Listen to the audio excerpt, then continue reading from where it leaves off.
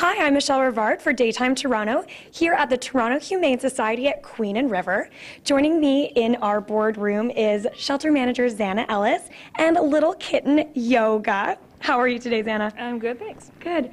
What is the mission here at the Toronto Humane Society? We help all homeless animals. All homeless animals? All homeless animals. In Toronto, in the GTA? In Toronto, if you happen to be outside the GTA and we're able to take them, we take them too. So most of the animals here are homeless. Obviously, a big goal is to find them homes. Absolutely. That's what we do. That's our mandate. We do everything we can to put them in homes. And you have a shelter here at Queen and River and another location where? At Victoria Park, so it's in the Van Horn Plaza. We predominantly just adopt cats from that location. It's a much smaller location, but if you want larger variety of animals, dogs or special species, you should come down to the River Street.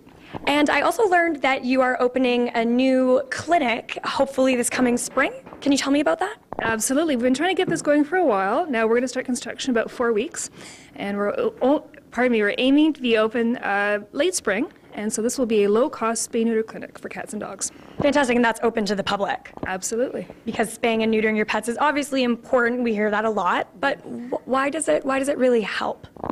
Well, there's a lot of health benefits to all animals. I mean, female cats and dogs do get certain issues that could have been avoided if they'd been spayed and neutered. Same with dogs. And this also will help the overpopulation of animals in the GTA and anywhere. If you look across Ontario and perhaps, in other provinces, animal overpopulation is a major thing. All the shelters are full. So. And are the shelters here in Toronto at the Humane Society full as well? I would say almost always. At this shelter we have close to about 100 dogs. Wow. And around 200 cats at almost any given time. And how many of those animals get adopted out? All of them. All of them? All of them. Really? That's what we do here. We only adopt out the animals that we get in. So that's it. That's great. So can you tell me a little bit about Yoga? Yoga is an 8-week-old kitten. She's tiny for 8 months. And she came in with all her brothers and sisters. And she's actually on just about to be spayed before she goes up for adoption. And she's a pretty average little kitten, curious, spiky nails. And as you can hear, she's very purry. Yeah, she's very adorable. Yeah. Oh, hi, Yoga.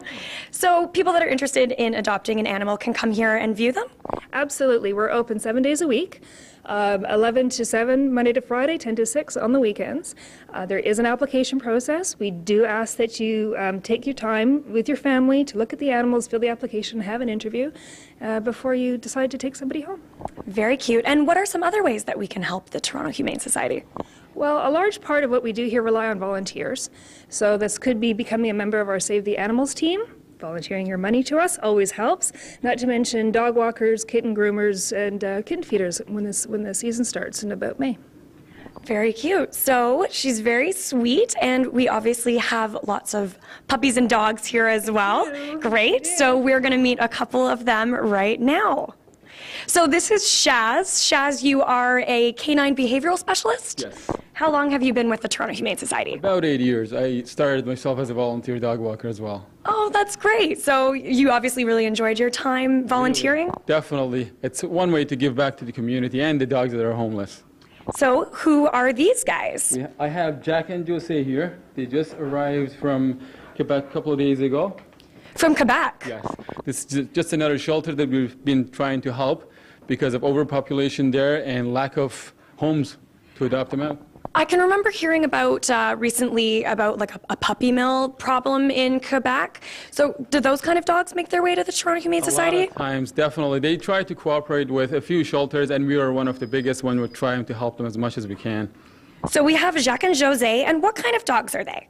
They are both Collie and Shepherd. They're about 4 to 5 months old, and they're just about to be neutered in the next few hours. Oh, the next few hours. Oh dear. Do you know your fate? I don't think they do. They're pretty happy to see the camera there.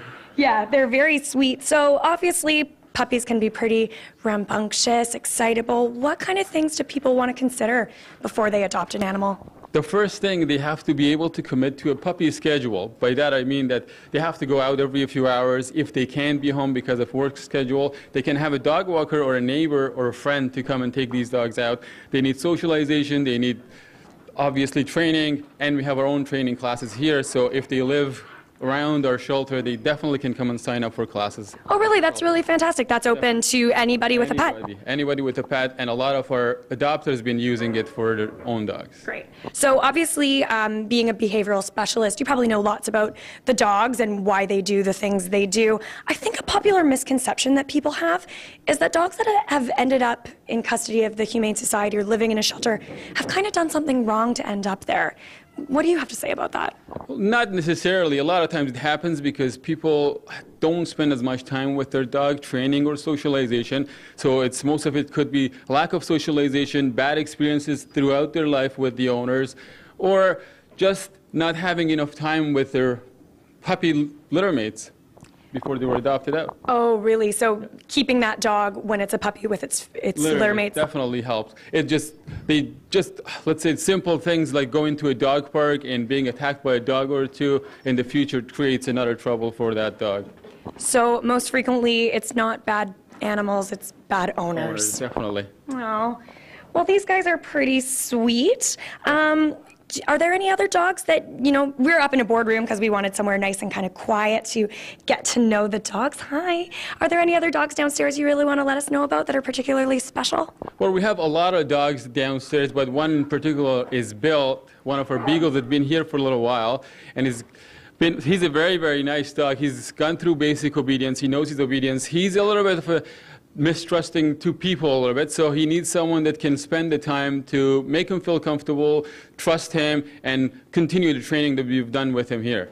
Oh, so overall, you've got lots of dogs that sound really loving, and they're just looking for a new home, and they're here. And what do you want to say to people that are considering getting a dog? Well, definitely try to adopt a dog from closest shelter to you. Toronto Humane Society is one of them, because that's the best thing you could do to your animal community. Fantastic. Well, thank you so much for your time, Shaz. What was Jose and Jack? And Jack, so sweet. They're available here at the Toronto Humane Society. And to learn more, your website is www.torontohumanesociety.com. Fantastic. Thank you so much. And back to the studio.